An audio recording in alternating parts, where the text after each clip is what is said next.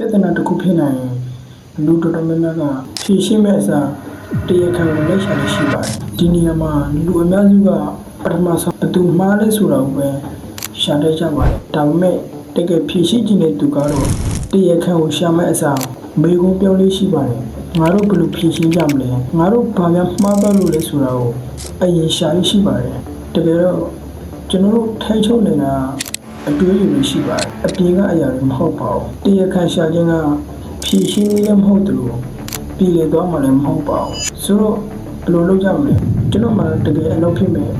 အချက်၃ချက်ရှိပါတယ်နံပါတ်၁စိတ်လှုပ်ရှားနေတဲ့အချိန်မှာမဆုံးဖြတ်ပါနံပါတ်၂အမှန်တရားနဲ့အတွေးတွေကိုခွဲခြားပါဖြစ်ခဲ့တာလားဖြစ်နေတာလားဆိုတာတွေကိုသိဖို့လိုအပ်ပါတယ်နံပါတ်၃ပြဿနာမှာကိုယ့်ရဲ့တောင်းက100ကလုံးလုံးရှိရင်အဲ့ဒီ100ကလုံးလုံးကိုပြန်ယူပါတရားခံရှာတာကEGO ကိုကာဝယ်ပေးပါတယ်ဒါပေမဲ့တာဝန်ချင်းကအနာဂတ်ကိုတည်ဆောက်ပေးပါတယ်အဲ့ဒီအရာတွေကလည်းကျွန်တော်တို့တိုးတက်ဖို့စတင်စေတယ်ပေါ့ဆိုတော့နောက်တစ်ခါပြဿနာတွေဖြစ်လာရင်တရားခံကိုလက်ရှာမဲ့အစားဘယ်လိုဖြေရှင်းမလဲဆိုတာနဲ့သင်ခန်းစာတစ်ခုခုယူနိုင်ဖို့ကြိုးစားပါပေါ့အဲ့ဒီတစ်ချက်ကပဲ